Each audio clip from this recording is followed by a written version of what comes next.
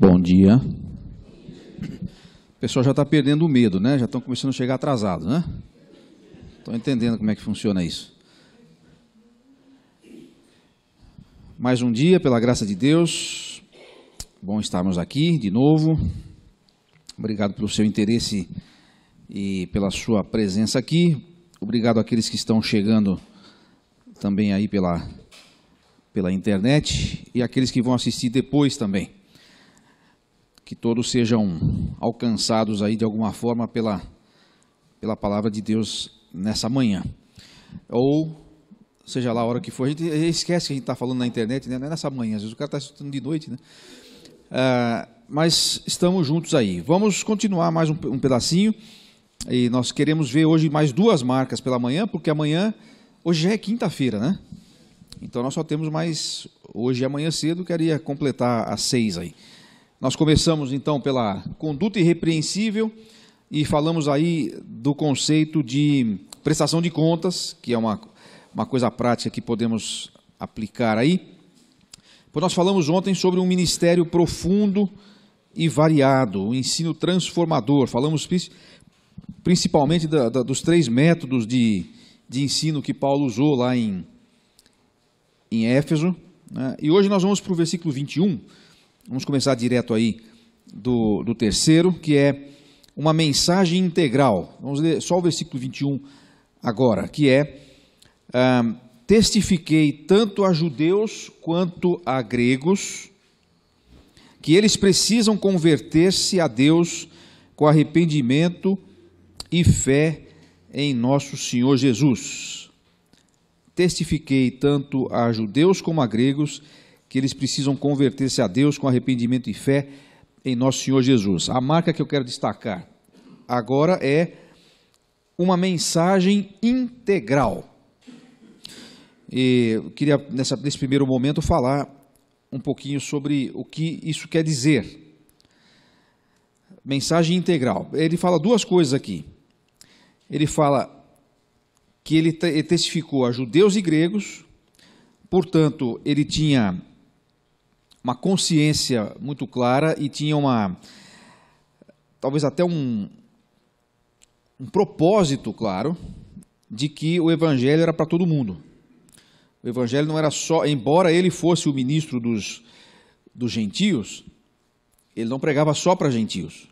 E especialmente nos primeiros, aliás, Éfeso era uma igreja formada por judeus e por gentios. Havia pessoas das 2 etnias lá. E toda vez que ele, nas suas viagens missionárias, ele chegava numa cidade, quem é que ele procurava primeiro? O apóstolo Paulo. Ele sempre ia numa sinagoga. Ele primeiro ia à sinagoga, ele anunciava o evangelho na sinagoga, e quase que em todas as vezes em que ele foi, os judeus, alguns criam, mas a maioria rejeitava, e era onde começava a perseguição. Normalmente era iniciada pelos judeus. Então aí ele ia para os gentios. Ele ia sempre primeiro para os judeus, embora fosse o apóstolo dos gentios. Eu quero destacar nesse primeiro momento, e a gente vai depois discutir um pouquinho mais isso, embora que eu quero passar um pouquinho mais depressa nesse ponto hoje, porque o ponto alto para mim, que eu gostaria mais de destacar, aquilo que eu sinto, espero que seja de Deus, o propósito de enfatizar mais, é o ponto seguinte do versículo 24. Mas vamos mencionar isso aqui também. Judeus e gregos precisavam do mesmo evangelho. A marca do ministério saudável aqui, que eu quero destacar, é que o apóstolo Paulo era alguém que anunciava o evangelho sem preconceito. Ele não anunciava só para um tipo de pessoa ou para outro tipo de pessoa, porque ele entendia que o evangelho precisa ser para todo mundo. O judeu tinha talvez uma abordagem diferente. Quando ele falava com o judeu, ele tinha uma abordagem diferente. A gente vai observar isso, ele falando, por exemplo, em Atos capítulo 13, numa sinagoga, ele vai citar Davi, ele vai citar Abraão, ele vai citar os patriarcas, ele vai citar a lei. E quando ele fala para uma plateia de gregos lá no Areópago, ele não cita essas coisas porque elas não têm conexão histórica, cultural, com a sua plateia. Ele vai falar, por exemplo, que quando ele falava com os judeus buscavam sinais. E quando ele falava com os gregos buscavam sabedoria. Ele não entregou nenhuma coisa nem outra, ele entregou Jesus crucificado. Então, havia uma abordagem diferente, sim, mas ele sabia que tanto judeus quanto gregos precisavam do mesmo evangelho. Ele não fazia essa distinção. Embora ele fosse o apóstolo enviado aos gentios, ele não dizia, vou pregar só para judeu, vou pregar só para gentio. Ele anunciava a todo mundo indistintamente. E eu destaco isso como marca de um ministério saudável, porque o evangelho integral, eu vou aqui usar a frase que ficou como a marca aí do Pacto de Lausanne, lá em 74, né, quando estiver aquela reunião lá para evangelização mundial. Eu vou falar um pouquinho disso mais para frente, mas eu já adianto assim que aquela reunião foi importante, algumas declarações que foram feitas lá foram importantes. O que fizeram com isso depois, a deturpação que foi feita com isso depois, aí já é um outro problema, mas que eles tinham razão ao dizer que o evangelho todo, para todo homem, para todos os homens, eles tinham razão. Isso realmente é a ênfase do evangelho. O que alguns querem dizer com isso hoje é algo a se discutir, mas era assim que Paulo pensava. Ele falou, por exemplo, que aos romanos, ele escreveu dizendo que ele era devedor tanto a judeus quanto a gregos, né? Sou devedor tanto a gregos quanto a bárbaros, tanto a sábios como a ignorantes. E ele falou que ele não se envergonhava do poder de Deus, do evangelho, porque é o poder de Deus para a salvação de todo aquele que crê, primeiro do judeu, depois do grego, primeiro não no sentido de importância, mas no sentido da ordem que as coisas tinham que ser feitas, né? Jesus veio porque era seu. O próprio Senhor Jesus Cristo tinha essa questão muito clara, essa ordem muito clara, né? A gente acha estranho quando, por exemplo, Jesus dá aquela resposta para a mulher sírio-fenícia, né?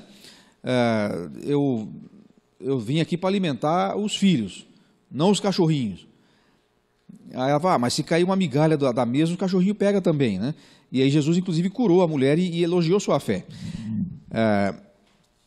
Jesus disse que ele não foi enviado senão para as ovelhas perdidas da casa de Israel, né? Então, havia no plano de Deus uma prioridade mesmo, né? Salvar o mundo através, né, do povo de Israel que tinha sido escolhido. Tal. Essa é uma questão que é melhor deixar para o Jim Myers tocar, né? Mas você tem essa ideia.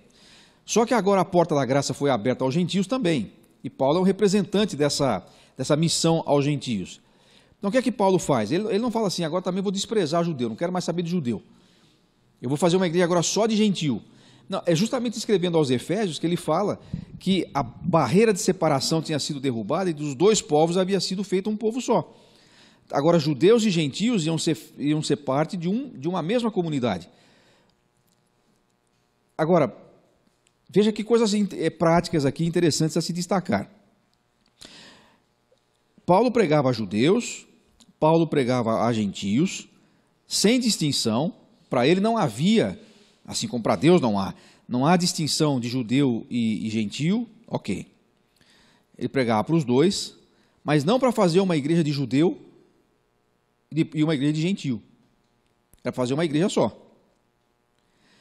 Ele foi para os dois, pregou para os dois, abordou de uma maneira estratégica a cada um desses grupos de uma maneira diferente, mas quando os dois se convertiam, eles vinham para a mesma igreja, iam participar da mesma comunidade, iam desfrutar e conviver da mesma situação. Deixa eu fazer uma aplicação do que eu estou tentando dizer aqui, dessa marca. Eu acho que é, inclusive, necessário, não só correto, mas necessário, que a gente tenha um olhar bastante estratégico em relação às diferentes tribos que nós temos. Sabe a ideia de tribo, né? Nós temos tribos urbanas, inclusive, né? Nós temos gente de todo tipo, nós temos pessoas diferentes, nós temos pessoas que têm estilos diferentes, que têm interesses diferentes e tal. E eu acho que é bastante correto, bastante estratégico até, que a gente entenda A gente precisa, de certa maneira, assim, se especializar para poder entender aquilo que a gente estava falando sobre a cultura, né? Entender a cultura nesse sentido, para atingir os diversos grupos etários, os diversos grupos étnicos, sociais e tal. Mas não para fazer uma igreja para cada um desse tipo de gente.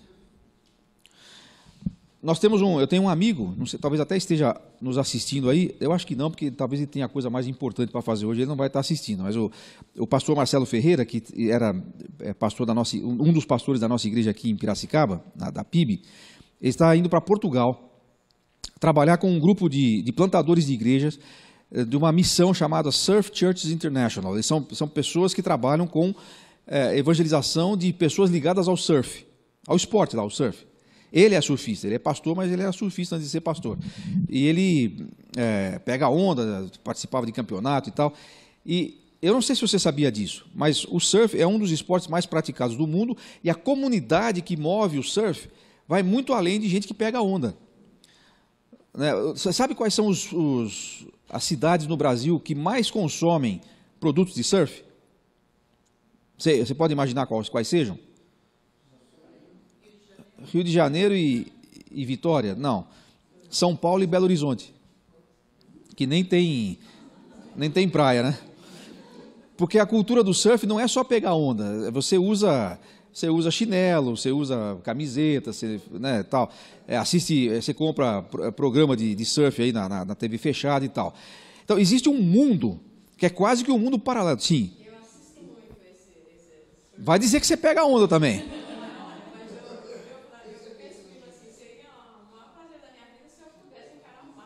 Vem aqui. Vou te mostrar em cadeia nacional agora. Vem aqui. Ô Marcelo, vem cá. Marcelo, tem aqui uma missionária para você levar para Portugal junto, viu? Como é que é? Depois você pode passar os contatos para o Marcelo te levar. Quem sabe você vai para Portugal uma hora para... Não, eu só sei nadar na piscina, hein? Não estou falando de nadar, não. Estou falando de evangelizar o surfista. Sim, também pode ser. Mas você gosta, então? Eu gosto de ver, eu assisto surf, assim, sou fã número 1. Aí. De ver aquelas ondas, aquelas coisas. Me atrai muito, realmente. Eu vou falar só, você fala só no meu ouvido. Quantos anos você tem?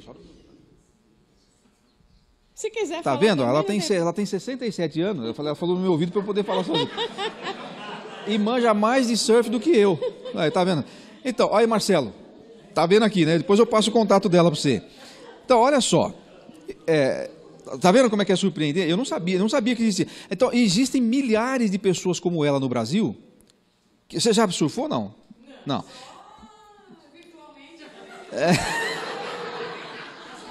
Marcelo, leva ela e dá umas aulas. Eu quero vê-la dar um mortal escarpado numa onda de 3 metros. Mas olha, muita gente como ela tem essa mesma ideia. Então, o que esse pessoal está fazendo? Esse pessoal percebeu. A gente precisa alcançar essa gente. Esses caras, normalmente, eles não vêm na igreja. Ou numa igreja convencional. Então, o que eles estão fazendo? Uma igreja convencional, para surfista. Que vai falar a linguagem deles, que vai surfar com eles. Sabe como é uma das coisas que ele vai fazer? A parte da equipe dele lá, ele está indo plantar uma igreja num lugar que já tem um grupo de pessoas que se converteu, lá em Portugal, e vai começar uma outra igreja. Parte do trabalho dele é pegar 3 horas de surf, pelo menos, por semana. É parte do trabalho de ministério dele. Sabe por quê? Porque eles querem que ele esteja na praia junto com os caras lá. E ele vai chegar lá, não com uma Bíblia debaixo do braço. Ele vai chegar com uma prancha debaixo do braço, porque ele vai lá para surfar. E vai gerar relacionamento. Tem mais de 1.600 igrejas como essa no mundo. Você sabia disso? Quantos surfistas a sua igreja já evangelizou? Provavelmente nenhum. Eu nem sabia que tinha esse tipo de coisa. Agora, uma coisa interessante que está acontecendo, e é isso que eu gosto Aliás, depois... Eu não pensei não lembrei que ia falar isso agora, acabei não... Depois é bom você conhecer o projeto dele. Eu vou colocar na descrição do meu... Aliás, se vocês conseguirem achar aí, o Marcelo Ferreira, é a Família Ferreira. No Instagram tem, acho que é família.ferreira.pt, PT de Portugal, deixa bem claro. Eles que estão...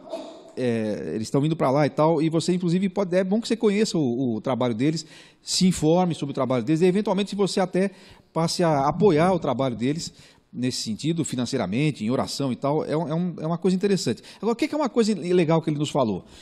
Tem pessoas na igreja dele lá como a nossa querida Leda, que nunca pisaram numa prancha, mas que são casais jovens, com filhos pequenos e tal, que se identificam com o estilo da igreja que eles têm. O que tem nessa igreja diferente? Nada. Talvez só a linguagem.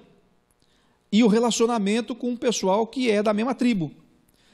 O que você acha que eles pregam lá? Vinde após mim e eu vos farei surfistas. Não, eles pregam a mesma coisa, pregam o evangelho igual.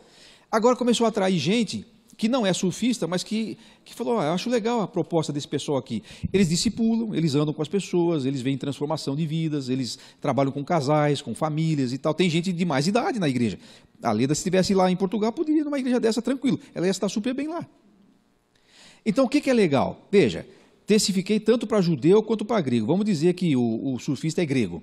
Então, ele está testificando para o grego. Mas se aparecer um judeu lá, um cara que nem eu, por exemplo, você já me imaginou pegando onda? Não é a minha cara. Mas se eu for para lá, eu posso também ser alcançado por essa igreja e vou para aquela igreja e nós vamos tá tudo bem, está tudo junto. Acho que essa ideia de uma mensagem integral tem que perpassar essa ideia. Você gostou dessa história do Marcelo que eu contei? Agora deixa eu contar uma história ao contrário. A maioria das igrejas que eu conheço, elas não são igrejas para todo mundo. E aí a gente fica criticando as igrejas que são mais de nichos, assim, porque a gente fala assim, onde já se viu ter uma igreja só para surfista? Não, primeiro que não é só para surfista. Mas a nossa também não é para todo mundo. Se aparecer um traveco lá, com todo respeito, um traveco a caráter vestido lá, talvez ele não vai ser a sua igreja talvez não vai ser a igreja onde ele vai querer ficar. Se aparecer um cara bêbado lá, vai ter uns leões de chácara, chamados diáconos, que não vão deixar ele nem entrar no culto. Uma vez eu morava em Rio Claro, tinha uma livraria lá, durante muitos anos tive livraria. E um dia minha filha mais velha era bebezinha, ainda recém-nascida, ela ficava com a gente lá, na livraria. Na hora do almoço, a minha esposa saiu para comprar almoço, para comprar as coisas para fazer o almoço, eu fiquei sozinho com ela. Era a hora que ela dormia, coloquei a Carolina lá dentro no berço e estou sozinho lá na porta da livraria. Daqui a pouco entrou um cara. Olha, o cara é mais feio que o Vandercy, muito mais. Ele era um cara até bonito perto dele. Um cara assustador. Por exemplo, olha o sorriso dele, com todos os dentes. Esse só tinha um dente, de verdade. Não, de verdade, o cara só tinha um dente. Ele estava com um curativo aqui e só tinha um coto aqui, um pedacinho do braço, com um curativo aparentemente recém-feito. Mancando com uma bengalinha assim. O cara feio. Não é feio porque ele era feio. Ele era um cara de boa aparência, mas um cara que estava assustador. Assim. Ele entrou meio estabanado na livraria. Sabe o que eu pensei? O que você pensaria? Olha, aí vem um filho de Deus, aliás, uma criatura de Deus aí, a imagem de Deus nele. Não pensei isso, eu vou ser assaltado. Foi o que eu pensei. O cara entrou meio estabanadão assim, eu estava atrás do balcão, e aí tinha a porta que dava lá para onde estava a Carolina. Então, a única coisa que eu pensei foi, eu vou ficar meio aqui, para ele não entrar para lá. Né? Aí, pois não. Aí ele falou assim, não precisa ficar assustado não, cara. Falei, quem que está assustado? Que é isso? Eu vou estar assustado. Mas estava me borrando de susto, né? Pois não, como eu posso ajudar? Eu quero uma Bíblia. Pode escolher. Eu ia dar a Bíblia para ele, para o cara dar linha. Se ele quer assaltar uma Bíblia, é menos do que, né, levar o meu caixa, né? Não, mas não sei bem e tal, você me orienta aí. Falei, não, que tipo de Bíblia você quer? Eu já não queria, eu queria que ele pegasse a Bíblia mais cara que tivesse e dar na mão dele, porque eu pensei, ele vai pegar essa Bíblia, tudo você vai pensando, né? Ele vai pegar essa Bíblia e vai vender para comprar droga, sei lá, porque a gente chegou a ser assaltado lá, tinha um cara que ia lá, ele roubava CD da gente, depois vendia nas igrejas, os caras compravam ainda. E aí, aí peguei uma Bíblia e falei assim, essa aqui, por exemplo, quanto é? Eu falei, não, pode levar. Doido para o cara ir embora. Eu falei, não, eu quero comprar essa Bíblia. Não, eu quero te dar de presente. Cara, fica tranquilo, eu já falei para você, não vou assaltar. Você sabe quem eu sou, né? Não sabia. Eu estava lá morando lá, fazia uns 6 meses na cidade, não sabia. Eu sou o fulano, falou o nome lá, sou o fulano. Não sei quem você é. Então você não é daqui? Não sou daqui. Ah, então é por isso. Porque aí ele começou a contar quem ele era. E tal, e aí para resumir a história, aquele braço que estava lá meio machucado, falou assim, 15 dias atrás eu estava fugindo da polícia, depois de um assalto, trocando tiro com a polícia, eu pulei do carro, o carro passou por cima do meu braço, eu perdi o braço, e aí não sei o que aconteceu, começou a contar, aí eu não estava, até então não estava com medo, entendeu? Aí a coisa começou a ficar mais complicada. Aí ele falou assim, aí uns dias atrás aí, eu estava doidaço, assim, droga, tudo quanto é tipo, tinha tomado todas, cheirado todas, fumado todas e tal, e fui andando assim, a esmo, assim, aí eu fui numa igreja X, eu não vou dizer qual é, porque não interessa, mas assim, há uma igreja X, parênteses, essa igreja X tinha um cara, um pastor, que era conhecido por fazer campanhas para arrecadar dinheiro para construir a tal igreja X, a catedral lá, a catedral Y. Então, por exemplo, ele tinha umas práticas interessantíssimas, até boas para vocês aí, quando vocês forem captar recursos, viu, para missões e tal. Ele chegava num culto assim, e, sabe, eu não sei, cada igreja, cada lugar aqui chama de um jeito, mas sabe mexerica, aquelas pequenininhas assim? Bergamota, tangerina, mexerica. Aquelas que tem 55 sementes, né, e 3 grãos. Assim. Ele pegava essas mexericas e entregava para o povo no começo, e ungia a mexerica e entregava. Aí quando terminava o culto, ele falava assim, agora abre a mexerica aí. E cada semente que tem aí é uma semente de bênção. Semeia R$10 por semente aí para a gente poder construir. Ele fazia esse tipo de coisa.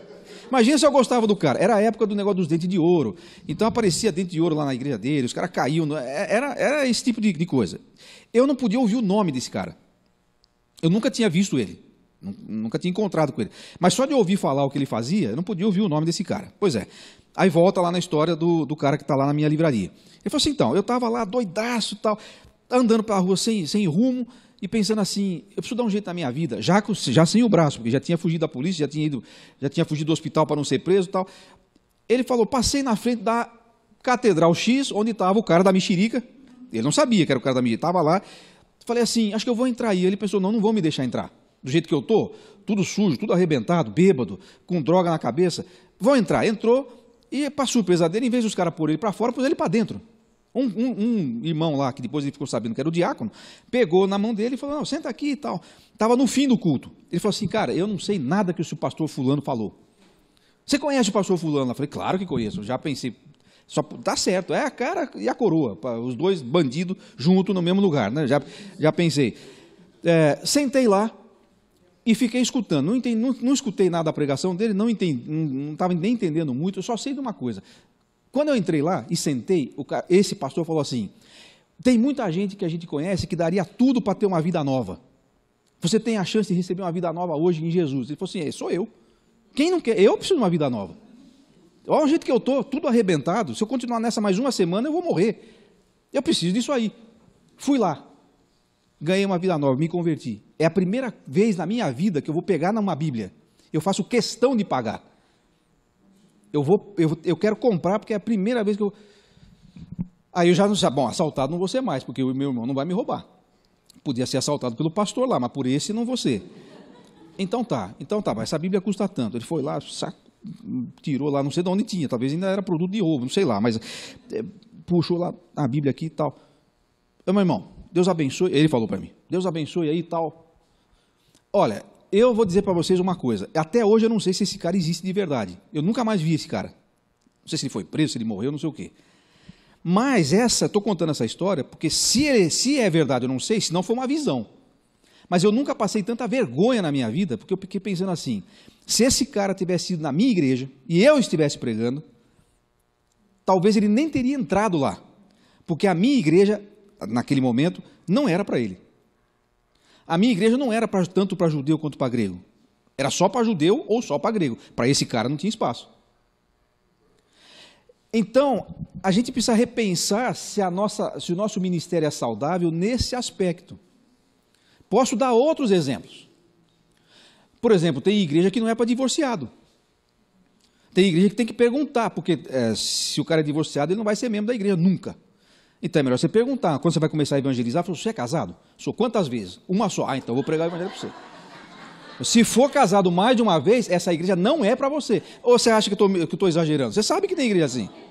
Eu conheço uma igreja que tem 3 casais, a igreja que eu amo, essa atitude não, mas a igreja eu amo.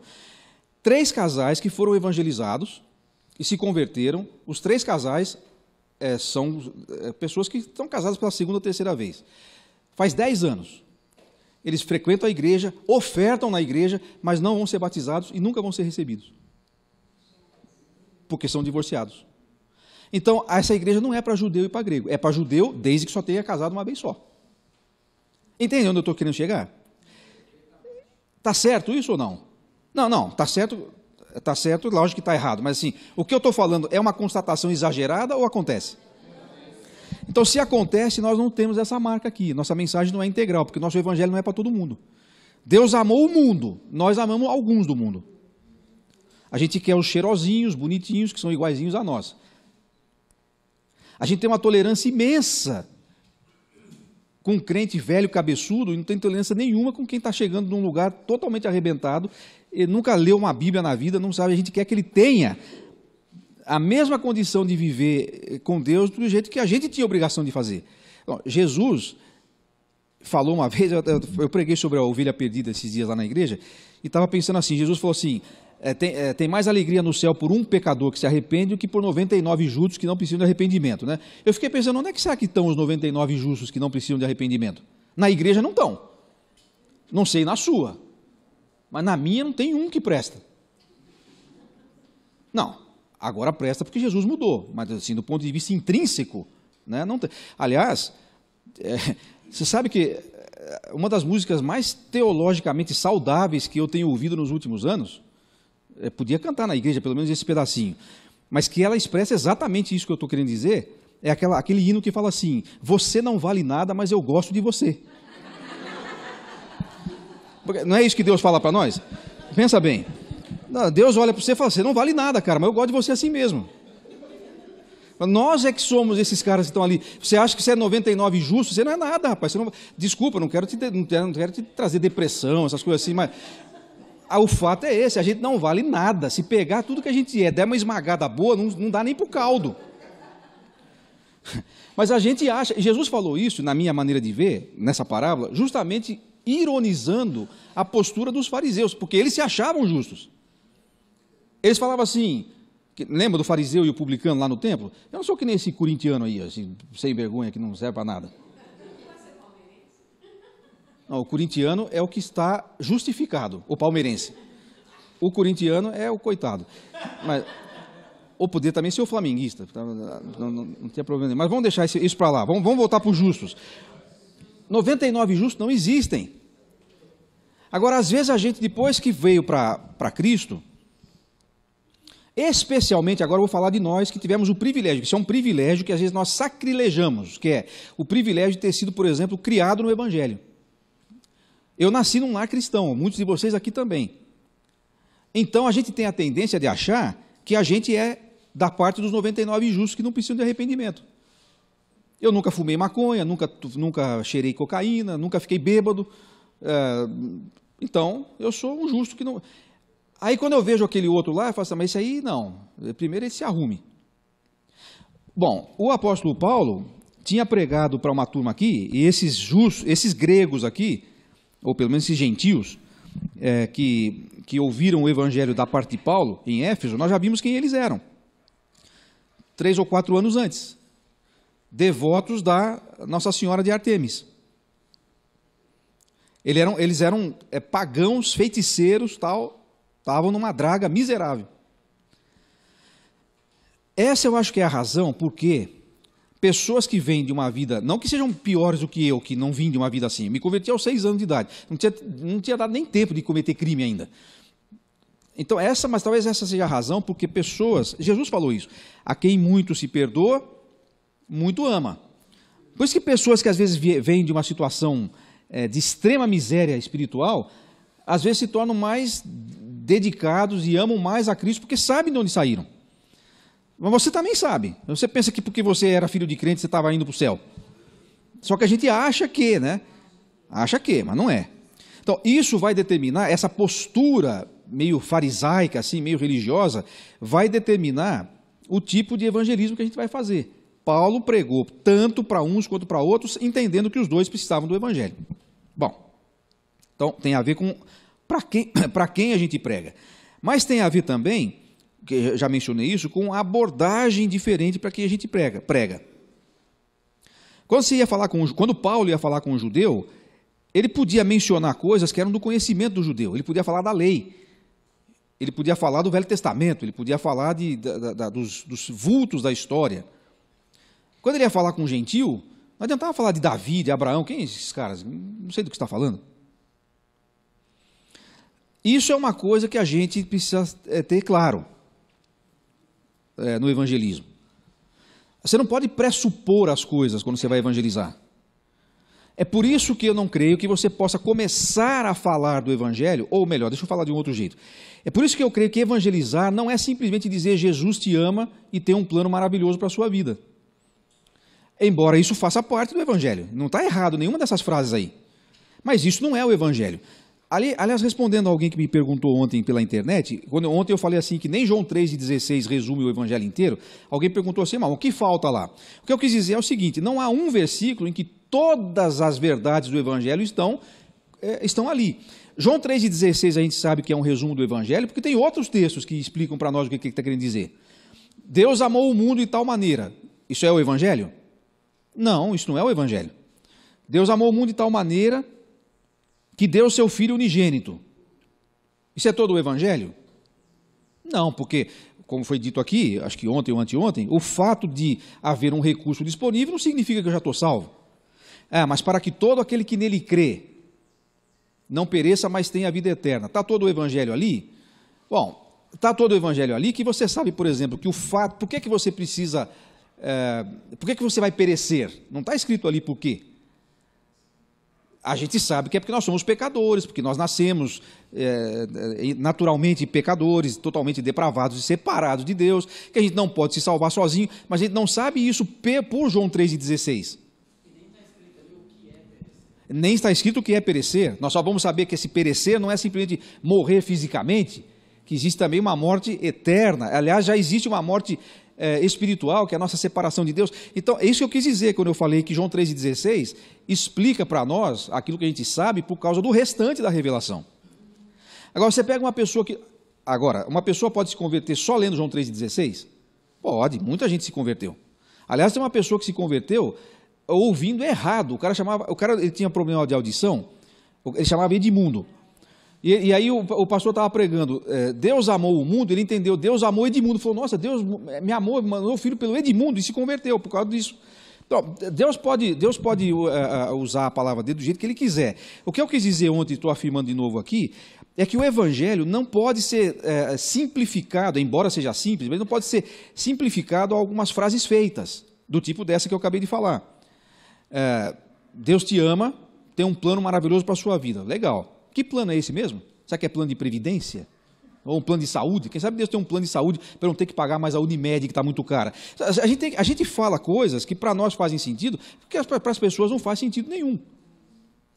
A gente tem uma mensagem integral, é uma mensagem que anuncia o evangelho integral, o evangelho inteiro, e que leva em consideração o contexto da pessoa, o histórico da pessoa, o conhecimento que a pessoa tem sobre as coisas, o discernimento que ela tenha ou não tenha. E olha, não se engane, sabe o que eu tenho descoberto? Uma pessoa pode estar frequentando a sua igreja há 3, 4, 5 anos e ainda não ter absolutamente noção nenhuma das Escrituras. Tem pessoas que frequentam a igreja porque trocaram de grupo social. Domingo à noite o cara ficava vendo o Fantástico, ele enjoou, agora vem na sua igreja. Ele acha legal, escuta música, bate papo com o pessoal e tal. Isso não quer dizer que ele está sendo exposto ao evangelho. Também precisa ver o que está sendo pregado. E assim por diante. Então, uma mensagem integral é uma mensagem que não escolhe as pessoas, que se é para todo mundo, é para todo mundo, não importa a situação do cara, mas que leva em consideração o contexto em que a pessoa está. Por isso que eu gosto do evangelismo pessoal. Eu não faço tanto evangelismo pessoal, a minha área principal não é tanto essa, discipulado eu faço mais, mas aí já com a pessoa convertida, mas mesmo assim é a mesma ideia.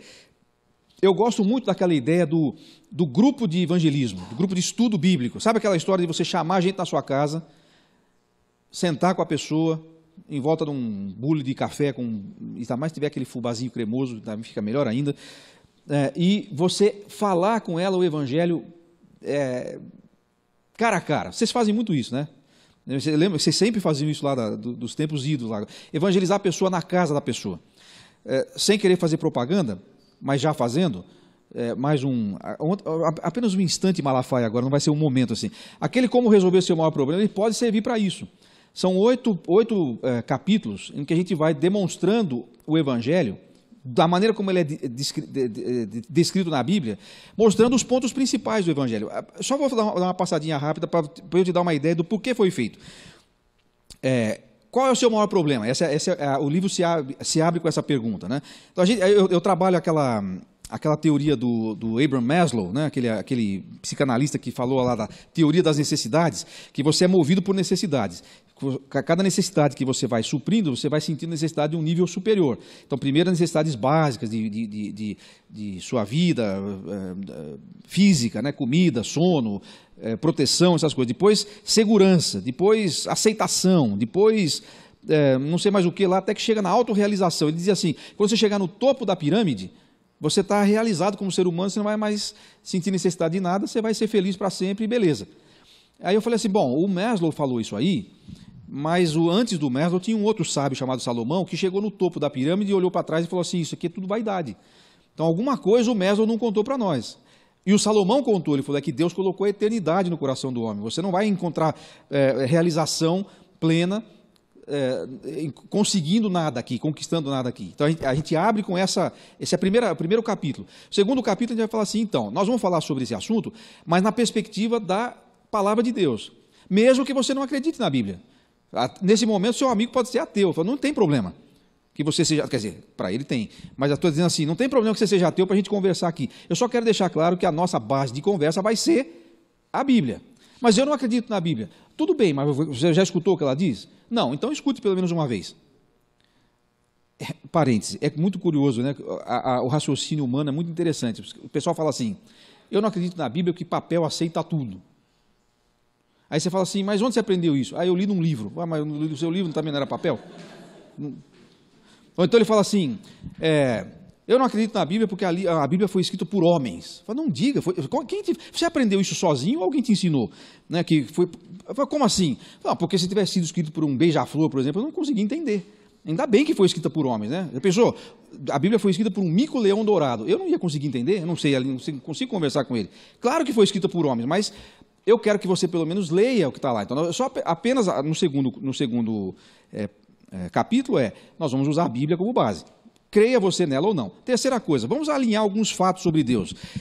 Deus é justo, Deus é amor, Deus é paz, Deus é amor, é misericórdia, é benignidade e tal. Beleza, mas ele também é santo e tal. Então nós precisamos alinhar isso aí. Agora vamos ver o que é que deu errado. Aí a gente começa os 5 pontos básicos do Evangelho.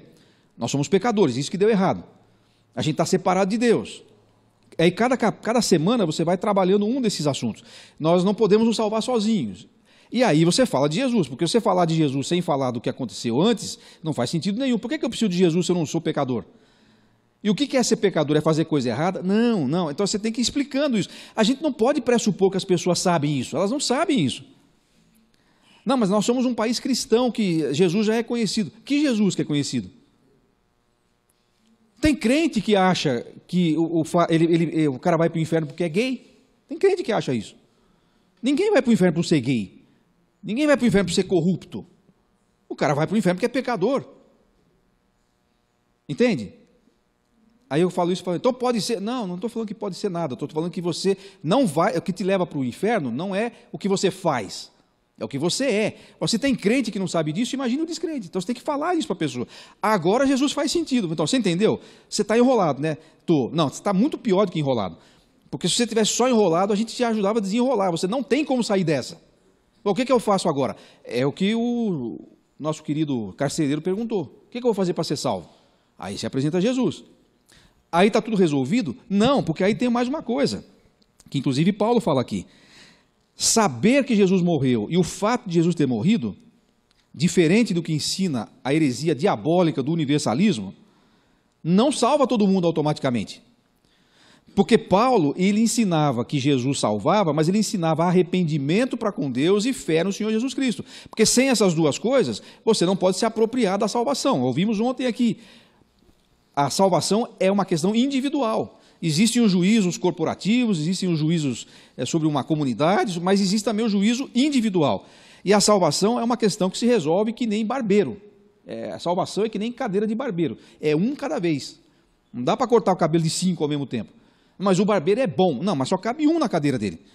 A salvação está resolvida. Tá, mas se você não sentar lá e não for salvo individualmente, pelo arrependimento e pela fé, não tem salvação. Evangelizar é dizer no mínimo isso. É verdade que você não precisa ficar 2 anos para fazer isso. Tem uns métodos de evangelismo aí, com todo respeito, que querem que o cara seja primeiro um teólogo, para depois ele crer. Então, eles querem fazer assim uma exposição detalhadíssima de toda a Escritura, de 3.000 anos, e inclusive uma vez eu perguntei para uma pessoa como é que funcionava isso, ele falou assim, não tenha pressa, Deus levou 3.000 anos para falar, você não precisa ter pressa. Eu falei, tudo bem, não vou levar 3.000 anos, mas não dá para ser um pouquinho mais depressa, porque às vezes tem gente que morre no meio do caminho e vai para o inferno. Não, já aconteceu, um amigo meu estava usando esse método aí, que você tinha que 6 meses, você não podia nem falar o nome de Jesus. Só falava a semente da mulher, ou não sei o quê, falavam os outros nomes, não podia falar em Jesus. Porque enquanto você não apresentasse toda a lei de Moisés e tudo, assim, com detalhes, a pessoa não podia saber que Jesus era o Salvador. Sei lá, bom, não sei se precisa tanto assim. Mas também, essa história de chegar e falar assim, Jesus tem um plano maravilhoso para a sua vida, quer ir para o céu? Já pensou? Olha só, quer ir para o céu, irmã? Não, você não é irmã ainda, vamos supor que ela ainda é uma ímpia, né? Você quer ir para o céu? Não, só que teve um que caiu do cavalo. Uma pessoa estava evangelizando e falou para uma senhora na rua, a senhora quer ir para o céu? Ela falou, não, sou muito nova ainda, achou que era na hora. Estava querendo promover o sujeito, né? Mas assim, é óbvio que se você pergunta para a pessoa mais ou menos normal, assim, se ela quer ir para o céu, ela quer ir para o céu. Então, levante a mão, vem aqui, faça a oração do pecador. Gente, eu vou dizer, vocês podem não gostar do que eu vou dizer, mas essa história dessa oração do pecador aí não está com nada. Repita depois de mim. Não, você que vai ser salvo é ele. Então deixa ele orar, cara. Apresente o evangelho, mostre a necessidade da salvação e ele fala o que ele quiser. Sabe o que é o nosso problema? A gente já começa a querer formatar o cara do nosso jeito já na conversão. Deixa o homem falar o que ele quiser. Ele entendeu o evangelho? Então se ele falar assim, eu estou chutando porque eu já vi gente fazer isso. O cara nunca entrou num ambiente de culto, ele nunca viu você orar, graças a Deus, porque se ele visse você orar todo dia, ele ia ficar escandalizado de ver como você é ruim de orar. Mas você quer que ele ore igual você até na hora da conversão. Aí, Senhor, e ele vai repetir, já sabe a oração do pecador? Eu sou um pecador, eu sou um pecador. Então assim até meu papagaio está salvo. Eu vou lá e ensino meu papagaio a repetir a oração do pecador e vai para o céu. Nós temos que anunciar o evangelho inteiro, que não é só Deus tem um plano de salvação, ou Deus te ama e quer te salvar, tem a ver com o fato de que você é um pecador miserável, que você é pecador porque você nasceu assim, não por causa daquilo que você faz, e que isso te separa de Deus de um jeito terrível, que é isso que a Bíblia chama de morte, e que isso faz com que essa situação é irreversível, você não tem como fazer nada, não adianta dar dízimo, não adianta ir na igreja, não adianta ler livro, não adianta ir, tudo aquilo que a gente sabe, e por isso que Jesus veio, porque se não fosse assim, Jesus não precisava ter vindo, e por isso que ele morreu, e por isso que ele teve uma vida perfeita, que ele nasceu de uma virgem, e por isso que ele ressuscitou, etc, etc. Acabou? Não, ainda não. Agora é o seguinte, agora você tem que mudar de ideia, arrependimento. Você achava que estava tranquilo, que podia se virar sozinho. Agora você entendeu? Não porque você explicou, porque o Espírito Santo convenceu ele. Você entendeu que você não está numa boa? Entendi. Então, concorda com Deus agora? Concordo, isso é arrependimento. Já está bom? Não, ainda falta fé. Agora você precisa confiar que o que Jesus fez é suficiente, a provisão para a sua situação. Aí você pode ser salvo. Não é mais ou menos isso que é o Evangelho? Eu falei tudo sobre o Evangelho aqui? Não, tem muito mais coisa para falar, mas isso aqui pelo menos é suficiente para o cara entender qual é a situação dele, qual é o recurso e crer. Se você não anuncia isso, como é que você vai apelar para a pessoa crer no quê? Olha, eu tenho, negócio da oração do pecador, por que eu sou refratário a esse tipo de negócio? Da mesma maneira que eu sou refratário a esse negócio de apelo, não ao apelo em si, mas ao apelo que quer forçar o cara a fazer um negócio que ele nem sabe o que é para fazer. Pior ainda quando às vezes o evangelho nem é anunciado. O cara fala sobre qualquer coisa, sobre finanças, sobre criação de filho. Aí ele fala assim, agora você quer entregar sua vida a Jesus, levante a mão, seja bem-vindo à família de Deus. Gente, isso é uma responsabilidade. Você está anunciando um negócio que você não, a pessoa está aceitando um negócio que ela nem sabe o que é. Porque ela quer ir para o céu. Ela não entendeu isso. Como é que você pode dizer para ela, baseado no levantar da mão dela, que ela já creu? Se ela nem ouviu o evangelho ainda. O evangelho de Paulo era um evangelho integral. Ele anunciava arrependimento para com Deus e fé no Senhor Jesus Cristo. Agora, você sabe que ele não falava só isso. Se arrepende e creia. Porque quando você vai ver as cartas dele, ele vai explicar o que é o evangelho dele. Eu não sei o que ele falava para cada pessoa, mas eu sei o que ele pensava sobre o que é o evangelho. E todos esses elementos aí estavam juntos.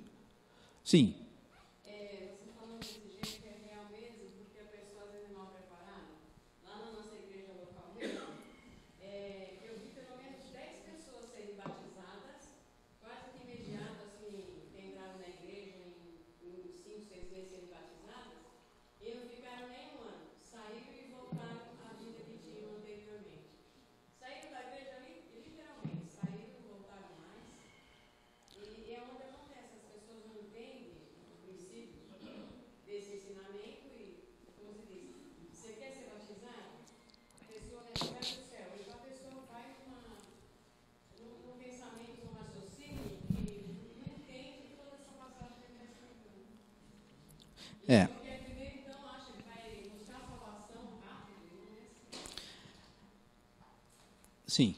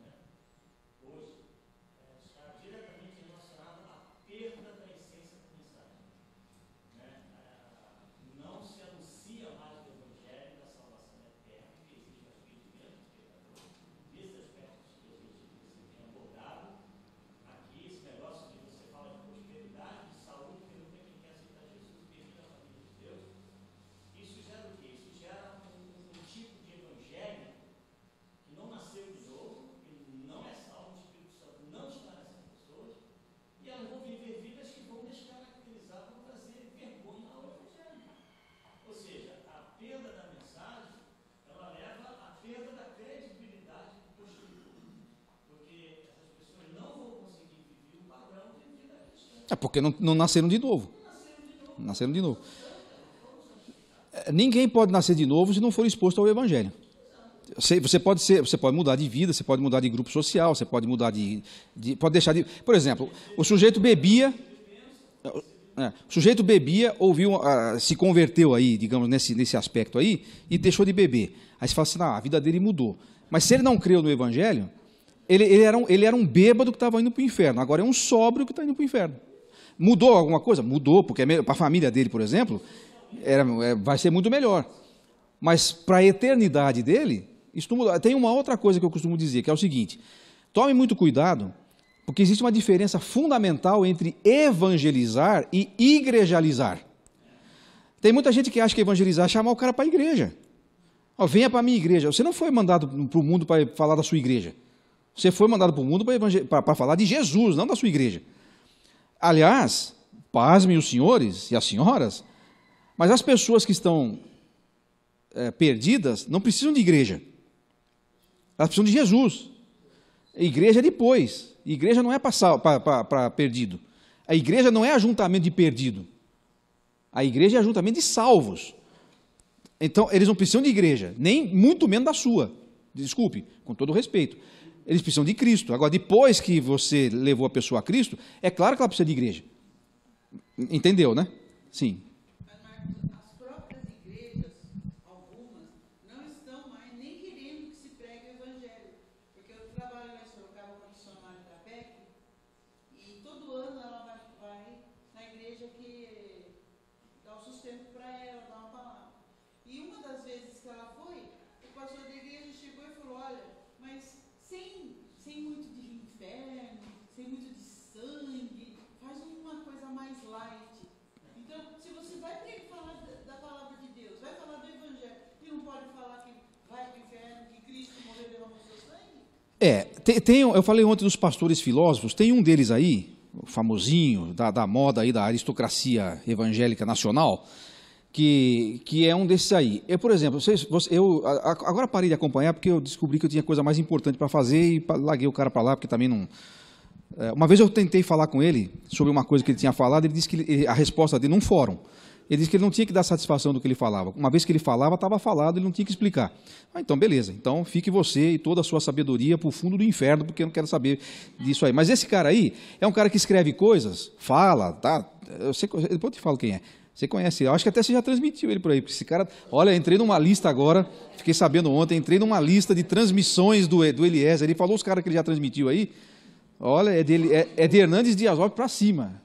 Só que agora eu falei para ele, agora você pode falar assim, transmitir Marcos Soares, vai mudar seu currículo de um jeito que você nunca viu, né? Mas assim, ele de vez em quando ele posta coisas, e sabe quem o aplaude? Ai, que coisa linda! Espíritas, kardecistas, falam assim, esse é o evangelho que eu creio. Fala, pera um pouquinho, se você é um pastor, inclusive é batista, um pastor batista que está sendo aplaudido por um espírita kardecista, está dizendo que nós estamos no mesmo time, eu estou fora do seu time, você vai me desculpar. Mas por quê? Porque a gente está assim, a gente quer fazer o evangelho mais palatável para o intelecto pós-moderno. Eu não estou dizendo que a gente tem... Esse aí eu até vou citar o nome. Né?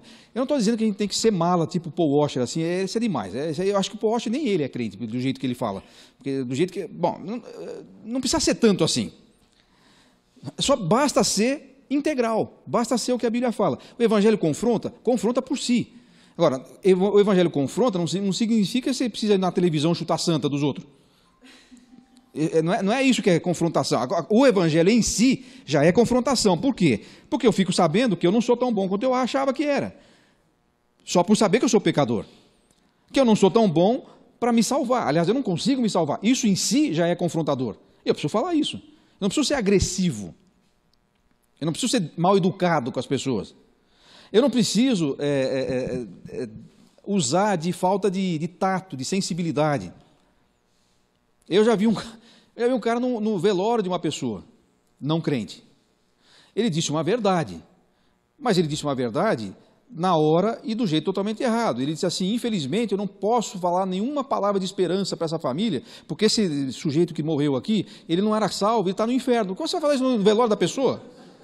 Isso não é questão de confrontação, desculpa, isso é questão de ser idiota. Você está sendo muito... Ele não falou nenhuma mentira. Mas a palavra errada no lugar errado, está errado. Então, quando eu falo de confrontação, não é disso. Nós estamos falando de anunciar o evangelho e pronto. Agora tem um detalhe. Nós estamos descendo a lenha na turma que faz isso, né? Que faz o apelo sem pregar o evangelho e tal. Talvez tenha um outro aspecto que a gente precisa aprender. Que nós sabemos pregar o evangelho direitinho. Eu sei que vocês sabem. Mas não pregamos. Então, talvez está na hora de a gente reativar os nossos grupos de evangelismo pessoal. Sabe por que eu falo do evangelismo pessoal? Como é que você entra num condomínio fechado hoje em dia? Não tem mais como fazer, que nem os testemunhas de Jeová fazem, de bater na porta dos outros. Não dá mais para fazer assim. Prédio, condomínio, você não consegue. Você tem que conhecer alguém lá dentro. Agora, às vezes, você está lá dentro. Então, aquela história de chamar... A gente chama... Eu vejo muito por aí. Eu não fico seguindo a vida dos outros, mas, de vez em quando, é quase impossível ver. A gente vê pessoas aí, né, crentes, nas confrarias, viajando com amigos. É legal isso, é importante isso, bacana. Mas a gente não poderia, talvez, usar isso... Por exemplo, eu gosto de ser prático. Então, vamos lá. Por que a gente não incentiva os nossos jovens casais? As igrejas estão cheias de jovens casais hoje. Casais jovens com crianças pequenas. Casais jovens com crianças pequenas normalmente saem com quem? Com outros casais jovens com crianças pequenas. E não precisam ter amizade só entre os crentes, eles podem ter amizades com gente fora também. Não vão ser os mais íntimos, mas se eles não tiverem amizade, como é que eles vão alcançá-los? Mas por que a gente não incentiva, não treina, não prepara essas pessoas para falar assim, escuta, pega um livrinho daquele ali, chame 2 ou 3 casais na sua casa e durante 4 ou 5 semanas compartilhe o evangelho com eles. A gente precisa voltar a incentivar isso, judeus e gregos. Você tem pessoas que você, pessoalmente, não vai alcançar. As outras pessoas da sua igreja vão alcançar. Os jovens vão alcançar. Então, acho que a gente precisa ser mais intencional nisso, a mensagem integral. O evangelho inteiro, para todo mundo, precisamos pregar, mas pregar o evangelho inteiro. Não venha falar que venha para a minha igreja, porque isso aí não... Olha, um dia desse alguém falou um negócio de batismo aí. um dia desses, lá no acampamento. Lá no acampamento de carnaval, o Claudinho estava lá, nós tivemos lá o batismo de uma família, né, de Guarapuava, acho que foi. Como é? Irati. Irmãos, foi um dos momentos mais tocantes do acampamento. Eles foram lá para ser batizados lá no açude do acampamento lá. E eles deram o testemunho deles. Fazia muito tempo que eu não escutava um testemunho pré-batismo do jeito que eu escutei. Eles não têm o nosso evangeliquez. Eles não aprenderam nossa gíria de crente ainda, porque a gente tem o português e tem o crentez, né? A gente fala em crentez, é um negócio que só nós entendemos. Eles não sabem falar em crentez ainda. Eles só sabem falar, mais ou menos que nem a história do cego de nascença lá. Quem é que era? Quem que te curou? Não sei. Mas como é que ele chama? Não sei. Eu não sei nada, só sei de uma coisa. Eu era cego, agora vejo. Isso eu sei. E foi isso que eles falaram. Não foi mais ou menos isso? Foi mais ou menos isso, esse é o testemunho deles. Olha, a gente era assim, cria nisso, estava convicto de que estava certo, mas aquilo não estava dando certo. Aí nós ouvimos o Evangelho fez a gente ver que a gente tinha que mudar de posição sobre isso, e agora a gente crê nisso, isso aqui é o testemunho, né? E agora a gente está vivendo. Tinha um passado e um futuro.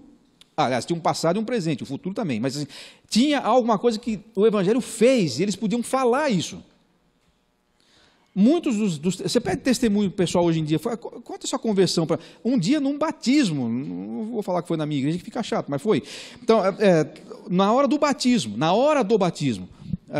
as pessoas estavam fazendo sua profissão de fé. E aí o pastor perguntou para a primeira da fila, como é que você veio a Cristo? Ela falou, como assim? Como assim? Como assim, pergunto eu, você vai ser batizado. Tudo bem, então era evangeliquez isso, vir a Cristo, tá bom. Se você mudasse a pergunta ia complicar. Você já nasceu de novo? Ela falou assim, como assim? Vou voltar para o ventre da minha mãe? É até a mesma pergunta do Nicodemos. Eu lembro o seu Domingos aqui nos pós-almoço, né? Que dá testemunho, tem que fazer, tem que falar. E aí o cara começava com muito rolando lero, não, porque a minha vida, não sei o quê, papai. Ele falou assim, escuta, eu quero saber, quando é que Cristo chegou aí? É isso que interessa, não, mas é porque não sei o quê. Eu falei, não, mas e Jesus, como é que foi aí? O pessoal achava estranho isso, mas ele tinha razão. Primeiro, quando você vai falar do seu testemunho, não é o testemunho da sua vida. Se você quer falar do testemunho da sua vida, escreva uma biografia, autobiografia. O testemunho da sua vida é o testemunho do que Jesus fez na sua vida, não do que você fez. Mas, infelizmente, a maior parte dos testemunhos, por causa da nossa mensagem não ser integral, já não tem mais passado e presente. O testemunho da galera agora é no gerúndio. Não, eu fui chegando na igreja, e aí eu fui gostando do pessoal, tudo no gerúndio. Eu fui gostando do pessoal, aí fui comprando lá uma Bíblia e fui ficando com a galera. E aí eu lembro do seu Domingos. E aí, onde é que Jesus entrou nesse negócio aí? Porque está no gerúndio ainda. Você não tem antes e depois? Ele está vindo ainda. Aí você fala assim, e você continua indo também para o inferno. Você não se converteu ainda, né? Então, marca de um ministério saudável. Pregue para todo mundo, sem preconceito. E olha, vou dizer um negócio aqui, não é denúncia, é só reflexão. Talvez aqui nós não tenhamos tanto esse tipo de problema, mas há lugares que há. Eu já fui numa igreja que havia isso. Eu fui numa igreja, não vou falar que foi nos Estados Unidos, também é chato, mas assim, fui numa igreja que só era num bairro de negros. Uma igreja dos irmãos. O bairro todo era de negros, mas só tinha loiro de olho azul na igreja. Eu achei estranho, mas só tem negro aqui no bairro, por quê? Porque vinham todos de outro lugar. Só tinha um menino negro de 6 anos. Aí um dia eu fui almoçar na casa de uma família e o menino estava lá com eles. Eles levaram o menino para almoçar. E conversando e tal, ele falou assim, viu, como é que é a sua igreja lá no Brasil? Assim, como é que é, em que sentido? Né? Como é que é a igreja é muito vago. Mas aí eu entendi o que eles queriam me dizer. É uma igreja assim, multirracial, tem gente de tudo. Eu falei, tem japonês, tem negro, tem italiano, tem tudo lá. Até porque se não puder ter isso no Brasil, não tem igreja nenhuma, ninguém é brasileiro. Imagine eu sou neto de indiano, com uma avó italiana, o meu avô, por parte de pai, era um alemão, casado com uma negra, então eu não podia ir para a igreja nenhuma no Brasil, né? Pois é, a gente está incomodado com uma coisa aqui. A nossa igreja está sendo vendida, o prédio, as instalações. Nós estamos vendendo aqui, estamos comprando uma propriedade do outro lado da cidade, na frente de um lago, porque lá é um bairro de classe média e branca. Porque o maior medo que as pessoas da nossa igreja têm é que o pessoal do bairro comece a vir frequentar a nossa igreja. A gente morre de medo que os caras da comunidade venham para cá. Então nós vamos vender. Vamos vender para sabe para quem que venderam? Para uma igreja de negros, que aí talvez fosse o contra, sei lá. Eu falei, sabe que eu estou escutando direito? Aí fui perguntar para um irmão, que era nosso amigo, que trabalhou aqui no Brasil muitos anos, inclusive, ele falou assim, Marcos, eu não quis te falar isso porque eu tinha vergonha de te falar isso. Mas é isso aí. Isso que aquela mulher te contou é exatamente isso. Ele falou, eu fico indignado de ver isso. Eu nem falo para eles com quem eu trabalho lá no Brasil de hora, porque se eu souberem é capaz de me mandar embora da igreja. Agora, isso pode acontecer aqui, talvez num outro sentido. O racismo no Brasil ele não é só por questão de cor da pele. Tem outras formas de fazer. Então, nós temos igreja de rico, igreja de pobre, igreja de gente estudada, de gente ignorante. É a mesma coisa. Isso é abominável. Isso é abominável. Não tem nada a ver com o Evangelho. Já é contra o próprio Evangelho. Não é? É, toda criatura, inclusive o divorciado. Inclusive o traficante. Inclusive o viciado. Inclusive o mendigo. Inclusive a prostituta. Né? E aí o Evangelho vai fazer a transformação que só o Evangelho pode fazer, e toda essa turma vai ficar dentro da mesma igreja. É só você ler 1 Coríntios. Tais fostes alguns de vós. E o que fostes lá? Vai ver lá a lista de gente boa que tinha em Corinto. Está tudo na mesma igreja. Né? É isso aí. Já deu o horário da primeira sessão, então nós vamos tomar nosso cafezinho e voltaremos para a segunda sessão. Se você tem perguntas ou colocações para fazer, eu peço que você as guarde para assim que a gente voltar. Ok?